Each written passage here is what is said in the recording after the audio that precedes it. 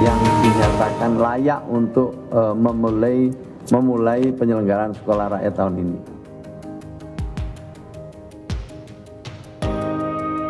Jumlah yang 20 nantinya pada 2029. Tetapi yang kami kerjakan bersama di Sekolah Garuda Transformasi itu adalah menjadi sistem.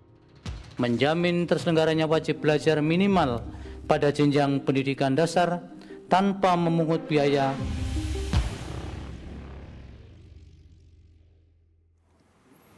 Halo saudara, apa kabar Anda hari ini? Sapa Jatim kembali hadir ke hadapan Anda. Bersama saya, Wahid Muhaidori. Saudara, seiring dengan visi besar Indonesia Emas 2045, pemerintah mulai membuka program jalur pendidikan dari sekolah rakyat, sekolah Garuda hingga sekolah swasta gratis. Semuanya hadir sebagai upaya membangun pemerataan dan kualitas pendidikan yang inklusif. Namun, di tengah semangat itu muncul pertanyaan, apa yang sebenarnya mendorong lahirnya beragam pilihan sekolah ini? Untuk mengupas tema arah baru pendidikan menuju Indonesia Emas, di studio sudah hadir Wakil Rektor Bidang Akademik, Kemahasiswaan dan Alumni Universitas Negeri Surabaya, Dr. Martadi MSN. Assalamualaikum Mas Wahid. Apa kabar? Waalaikumsalam. Sehat, alhamdulillah. Harus sehat. Iya, iya. Dan semangat itu yang kalau penting. Pak Martadi. Ya. Sekarang banyak sekali program pemerintah yang digulirkan. Ya. Tadi sekolah rakyat, sekolah Garuda. Setuju, Pak? Ya, jadi memang kan ketika kita akan bicara setuju tidak setuju, pertama yang harus dilihat adalah kenapa sekolah itu muncul. Ide tentang sekolah rakyat, ide tentang sekolah Garuda. Sekolah-sekolah ini muncul kan ketika ini ada kekhususan. Segmentasi yang akan dididik. Sekolah Garuda kekhususannya adalah intiknya adalah anak-anak yang high standard. Yang selama ini tidak mampu tercover secara maksimal di sekolah umum. Kemudian yang sekolah rakyat itu kan segmentasinya anak-anak dari kalangan desil 1, desil 2. Yang selama ini juga tidak punya akses untuk pendidikan umum.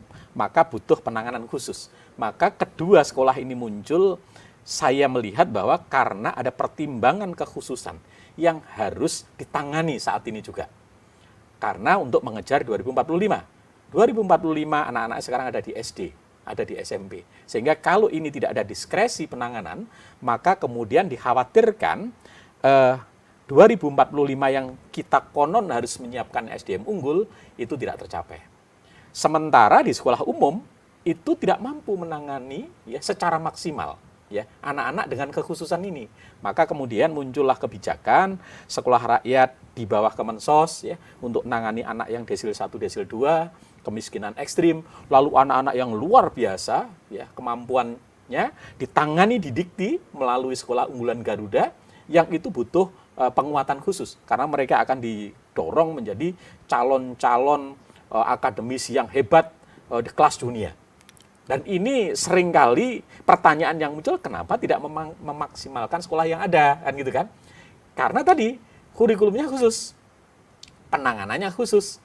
Nah, ketika itu diberikan ke sekolah yang ada, maka akan menjadi tambahan beban yang tinggi. Maka menurut saya dalam konteks ini saya setuju konsep itu. Tetapi yang harus dipikirkan berikutnya adalah membangun sekolah itu bukan hanya membangun gedung. 1 tahun selesai, bukan begitu. Tetapi membangun kehidupan.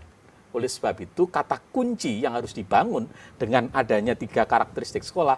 Pertama adalah komitmen bersama untuk memastikan bahwa 3-tiganya tidak bersifat eksklusif.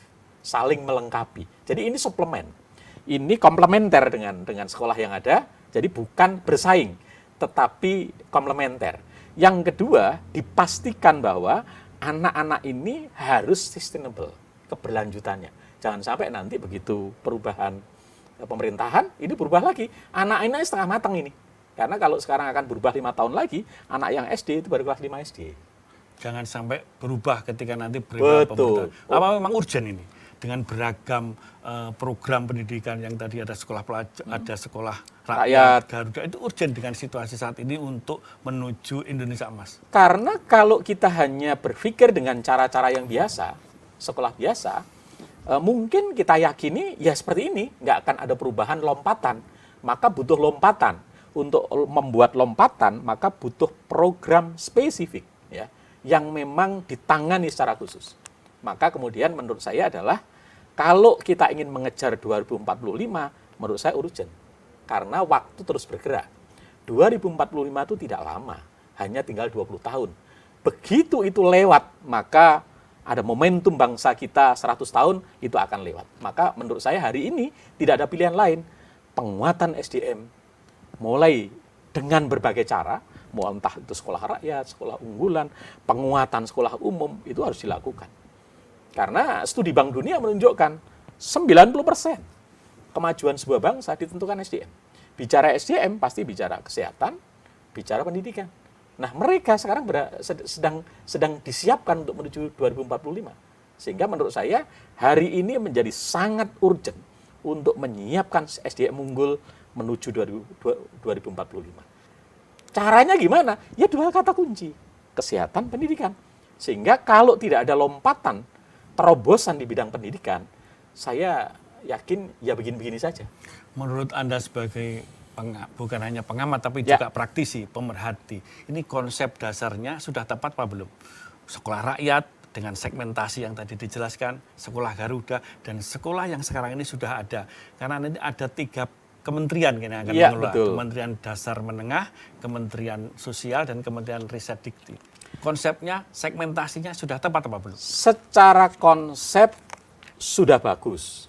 Penanganannya, kurikulumnya khusus, kemudian pola boarding, itu menurut saya sudah bagus. Tinggal yang harus ditata nanti adalah tata kelola dan regulasinya.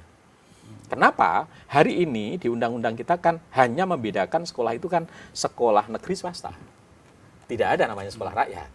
Tidak ada sekolah Garuda, kan gitu ya. Yang ada sekolah swasta, sekolah negeri. Sekolah swasta, ada sekolah rakyat, ada sekolah Garuda. Regulasinya seperti apa? Ini menjadi PR. Maka harus disiapkan payungnya, regulasi. Yang kedua adalah tata kelola. Ketika nanti di bawah Kementerian Sosial, maka kuncinya adalah koordinasi dengan Kementerian Pendidikan Dasar dan Menengah. Karena siapa yang ngawasin? Ketika sekolah ini berlangsung, koordinasi, monitoring, evaluasi, pembinaan guru, kualitas jaminan mutu di bawah Kementerian Dikdasmen atau di Kementerian Sosial? Atau di Dikti yang Garuda. Nah, kalau 3 kementerian ini tidak duduk bersama, lalu menyepakati bagaimana pola koordinasi, tata kelolanya, pasti nanti di lapangan itu akan muncul ya perbedaan-perbedaan, bahkan tidak menutup kemungkinan yang awalnya tujuannya adalah komplementer, bersanding menjadi bersaing. Muncul eksklusif, inklusif.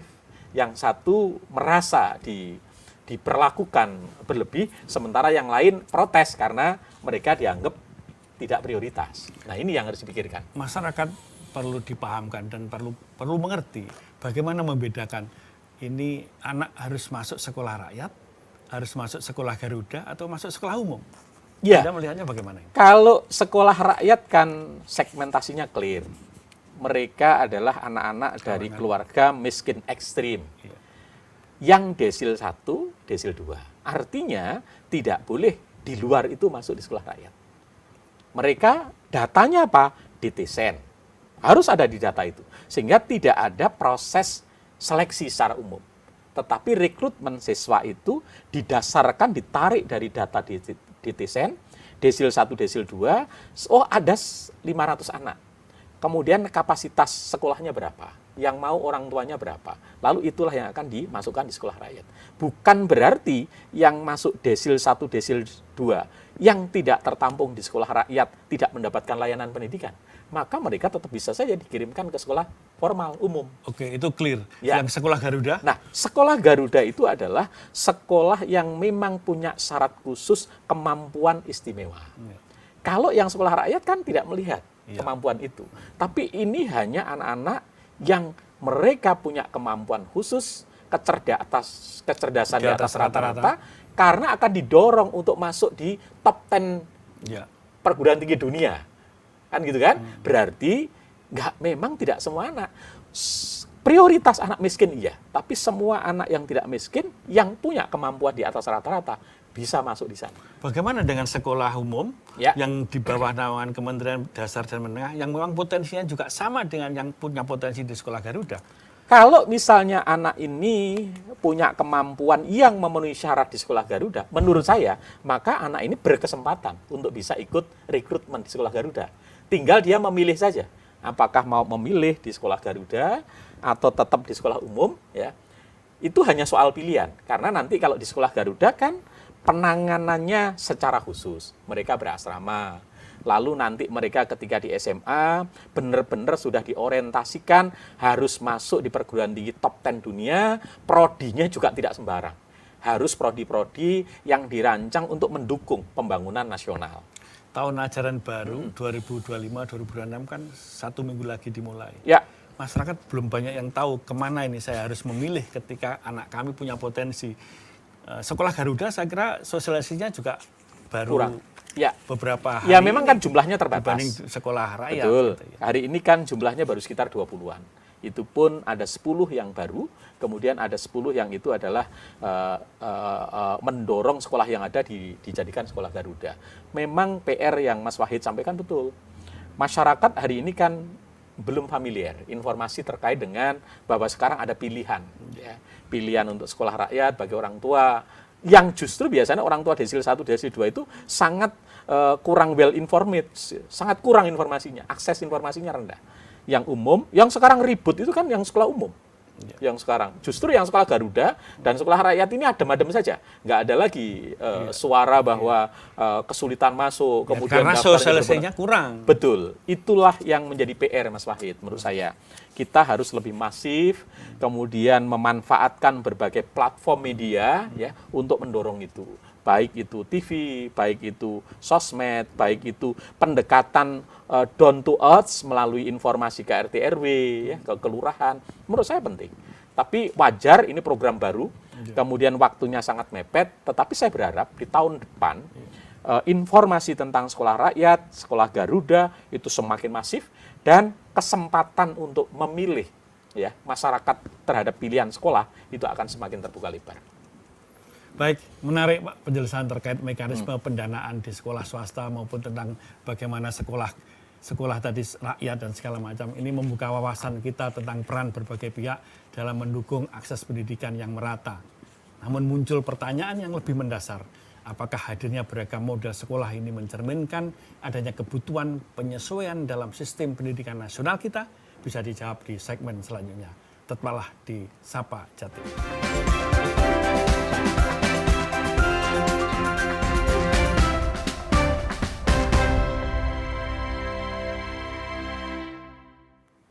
Terima kasih saudara, Anda masih bersama kami di Sapa Jatim. Saya masih bersama dengan narasumber Wakil Rektor 1 Universitas Negeri Surabaya, Dr. Martadi MSN. Wakil Rektor 1 Bidang Akademik, Kemahasiswaan, dan Alumni. Pak Martadi, Ya Mas Wahid. masih satu pertanyaan yang menarik belum saya sampaikan di Ya. segmen 1 tentang sekolah gratis. MK tiba-tiba membuat keputusan menggratiskan sekolah di Ya. level jenjang menengah ya Pak. Ya. Logis Pak itu Pak? Sangat logis, karena justru keputusan MK ini sesungguhnya kalau kita tilik lebih jauh, itu menguatkan pasal 31 Undang-Undang Dasar, bahwa semua warga negara wajib mendapatkan pendidikan yang layak, pendidikan dasar. Dan pemerintah harus menanggung biayanya. Ini sebenarnya semakin menegaskan di sana. Tetapi di keputusan itu yang perlu kita catat, sesungguhnya tidak terlalu tegas mewajibkan semua sekolah swasta ditanggung sepenuhnya oleh pemerintah. Karena ada pengecualian. Sekolah swasta dengan syarat khusus masih dibolehkan menarik. Nah, ini adalah ruang bagi sekolah swasta bahwa tampaknya bukan berarti dengan keputusan MK lantas semua sekolah swasta gratis. Lantas semua sekolah swasta akan ditanggung oleh pemerintah. Dugaan saya, alur berpikirnya adalah MK juga sadar pemerintah punya keterbatasan financial untuk mengcover itu. Yang kedua, sekolah swasta dengan kategori khusus itu biayanya besar.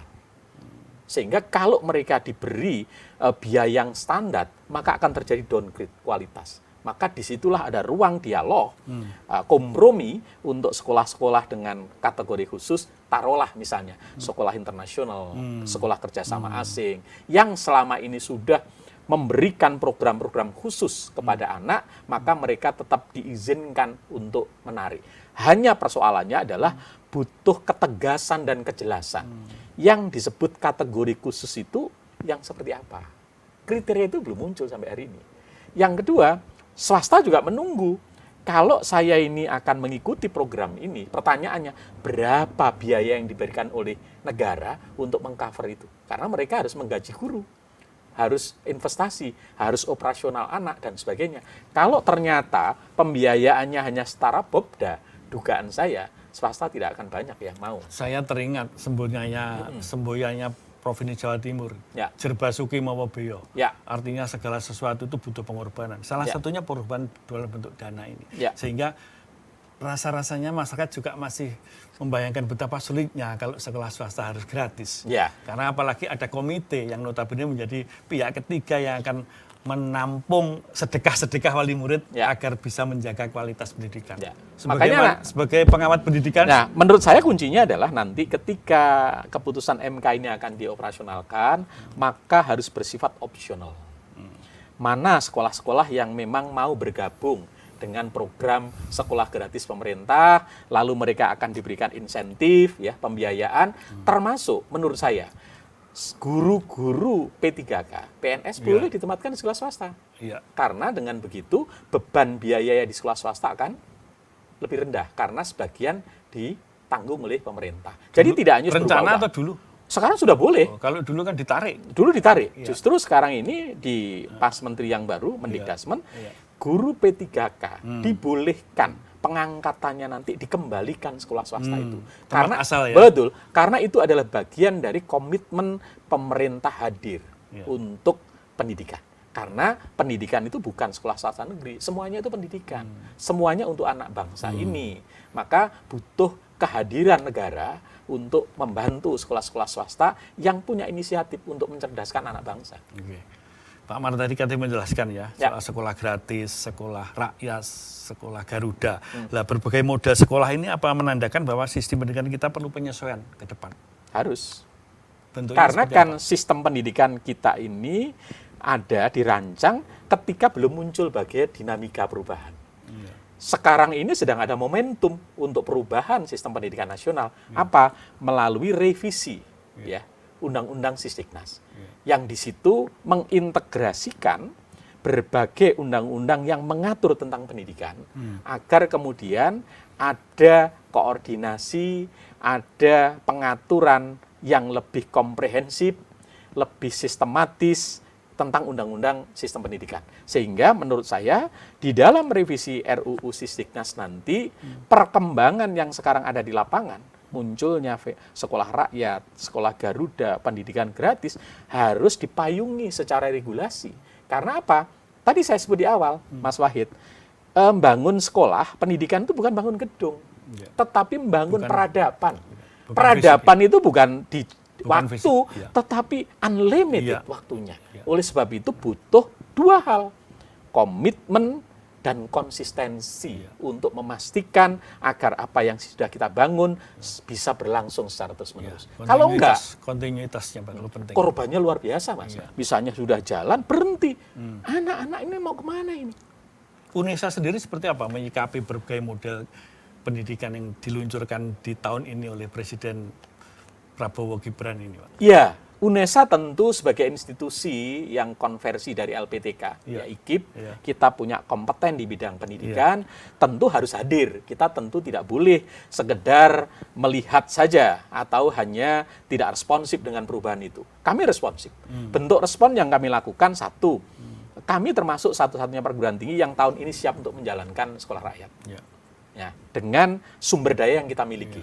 Kita punya dosen yang bisa nanti dilibatkan untuk mendukung sekolah rakyat, kita punya asrama, kita punya SDM, kita punya aset yang bisa dimanfaatkan untuk sekolah rakyat. Karena apapun, ini adalah sebuah tujuan mulia untuk memuliakan anak-anak miskin agar kemiskinan struktural itu bisa terputus, lalu menyiapkan generasi unggul di 2045. Kami menyiapkan itu, kami berkomitmen. Sehingga UNESA hadir dan memastikan di tahun ini, bulan Juli besok, kita sudah berlangsung salah satu penyelenggara sekolah rakyat di Indonesia. Tapi ke depan kami juga tidak boleh hanya berhenti begini. Iya, iya. Harus nanti kami akan terus memberikan sumbangan pemikiran. Kami hari ini juga ikut dalam memberikan masukan untuk revisi RUU Sistimnas. Agar apa yang sudah dilakukan oleh pemerintah ini kemudian terpayungi oleh undang-undang dan regulasi. Tantangan yang ke depan itu adalah mengintegrasikan kan? Ya. Kualitas. Ya. Ada berbagai macam sekolah, apalagi kemudian dikelola oleh kementerian yang berbeda. Ya. Ada Kementerian Dikdasmen, Ya, kemudian Kemensos. Kemensos, kemudian Dikti. Ya. Ya. Menghindari tumpang tindih ini seperti apa? Duduk bersama. Tidak mudah, Pak. Lah ya. Nah, memang koordinasi tidak mudah, tapi harus dilakukan. Wong dilakukan saja tidak mudah, apalagi tidak dilakukan gitu. Berarti apa? 1, 3 kementerian yang menangani pendidikan harus ada koordinasi. Koordinasinya apa? Menko. Menko yang harus memastikan itu. Yang kedua, perlu dipikirkan standarisasi untuk mutu, misalnya akreditasi. Akreditasi sekolah rakyat ikut mana nanti? Ini kan barangnya khusus. Iya. Sekolah Garuda ini standarnya khusus. Apakah ikut standar akreditasi sekolah biasa? Tentu tidak. Tentu ada hal-hal yang berbeda. Misalnya, bagaimana tentang standarisasi pendidikan yang selama anak di asrama? Itu kan nggak diatur di dalam akreditasi sekolah yang umum. Maka perlu dirumuskan standar khusus untuk quality insurance bagi sekolah Garuda dan standar khusus untuk quality insurance untuk sekolah rakyat, sehingga tatkala nanti ketiga-tiganya berjalan itu tidak tumpang tindih, tetapi betul-betul spirit kehadiran 3 sekolah ini komplementer, saling melengkapi ya untuk memberikan pilihan layanan bagi pendidikan yang bermutu bagi rakyat Indonesia. Dan yang tidak kalah penting bagaimana nanti bentuk dan model kurikulum Betul. dengan berbagai betul. model pendidikan ini. Ya. Punya bayangan, Pak? Ya, kurikulumnya dugaan saya dari masing-masing kan tetap saja merujuk pada standar nasional. Hanya yang sekolah Garuda pasti standar nasional plus.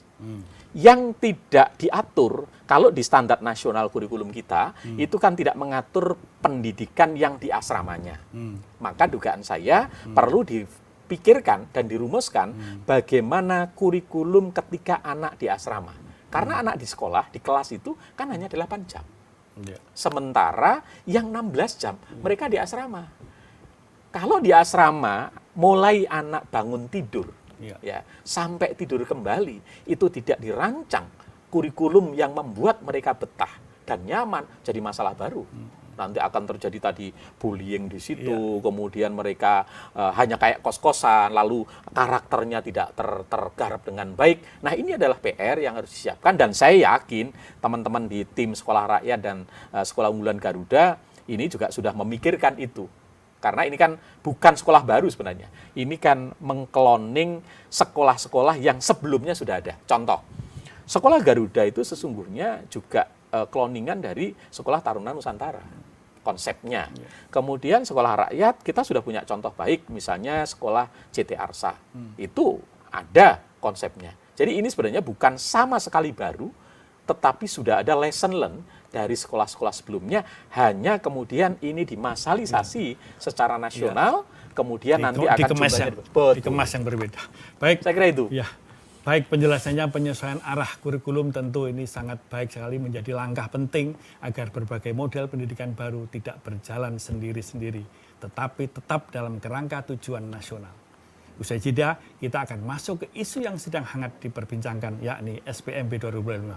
Bagaimana pelaksanaannya, apa tantangan yang dihadapi, tetaplah bersama kami di Sapa Jatim.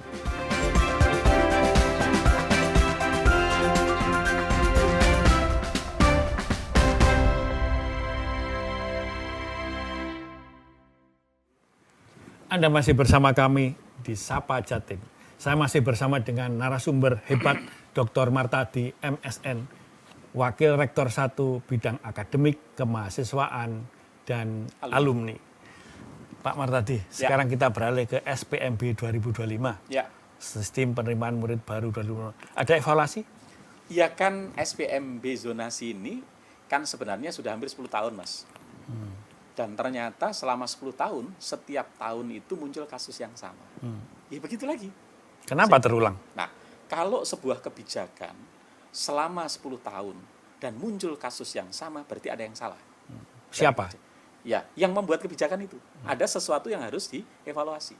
Kenapa SPMB sekarang bermasalah? Dengan diganti SPMB pun ya, masih juga masalahnya sama. Satu kuncinya adalah, rohnya itu sesungguhnya problem mendasarnya adalah mutu pendidikan kita itu tidak merata. Banyak sekolah yang bermutu itu jumlahnya kecil. Sehingga orang tua tetap akan memilih sekolah tertentu. Yang kedua, di masyarakat kita sudah terlanjur ada mindset Sekolah itu favorit. negeri Negeri dan favorit, dan swasta. Ya, ini menjadi persoalan. Yang ketiga, sekolah swasta berbiaya. Sekolah negeri tidak berbiaya. Nah, menurut saya memang masalah ini akan terus muncul jika kita akar masalahnya tidak kita selesaikan. SPMB zonasi rohnya adalah pemerataan mutu. Iya. Tetapi teori manapun di pendidikan itu tidak pernah ada bahwa untuk bisa meratakan mutu itu hanya membatasi input tanpa melakukan kapasitasi proses. Karena input, proses, output. Output yang bagus itu nggak bisa hanya input, tetapi prosesnya tidak benahi. Sehingga menurut saya, kalau kita ingin menata ini, maka yang justru harus dikuatkan oleh pemerintah adalah kapasitasi sekolahnya. Agar sekolah itu yang bagus semakin merata. Kalau nanti sekolah, misalnya di kasus di Surabaya, sekolah yang bagus wilayah barat ada, wilayah timur ada, utara ada, maka anak akan berusaha untuk mencari sekolah terdekat. Sehingga kalau ini by design, sekolah bermutu tahun ini misalnya 10, 3 tahun berikutnya mereka harus gandeng 2 menjadi 30. Maka dalam 10 tahun ke depan, kalau itu komitmen dijalankan, maka akan terjadi yang namanya zonasi alamiah. Tapi kalau kita hanya membatasi input terus, kemudian mutunya nggak merata, ya akan terus terjadi kasus yang sama. Bahkan guyonnya gitu ya, yang jadi masalah adalah justru yang terjadi bukan sekolah bermutu, tetapi pemerataan ketidakmutuan. Sekolahnya merata tapi nggak mutu kabeh. Nah, ini menurut saya, karena kuncinya adalah mutu. Masyarakat kita sudah pinter kok. Masyarakat kita ini kalau anaknya SD, rata-rata lahir tahun 90-an. Kalau dia lahir tahun 90-an, rata-rata sudah S1. Sehingga dia tahu mana sekolah bagus dan tidak bagus. Bagaimana anak dipaksa untuk masuk sekolah tertentu, sementara sekolah itu tidak bagus. Pasti nggak akan mungkin. Orang tua sudah mulai sadar, pendidikan adalah investasi buat anaknya ke depan. Sehingga mereka butuh bukan sekedar sekolah. Berarti konsepnya tidak linear juga kan? Kalau kemudian konsepnya ingin pemerataan kualitas tapi berdasarkan zonasi, berarti nggak berhasil juga. Nggak berhasil. Karena kita cek saja kemudian misalnya, korelasinya apa dengan pemerataan kualitas tapi dengan domisili? Nah, itu sebenarnya kan terminologi. Iya. Antara zonasi dan domisili. Kalau kemarin domisili itu dasarnya KK, sekarang rumah tinggal. Ini sebenarnya kan tidak terlalu signifikan Dan untuk mengurai masalah tadi. Dan banyak yang pindah domisili. Betul. Justru yang muncul adalah, mohon maaf, cara-cara yang tidak positif, ya, ngakalin domisili, sehingga muncul yang namanya ghost citizen. Jadi ada rumah mas yang dekat sekolah itu, ghost citizen. Di situ di KK itu ada 20 anak. Tapi yang ada di situ hanya 2 anak. Karena yang lain tempelan. Ini ghost citizen menurut saya. Dan kalau kita kembalikan pada hakikat pendidikan, ini menurut saya bertentangan. Kenapa? Pendidikan itu kan ingin memuliakan anak menjadi generasi insan yang mulia.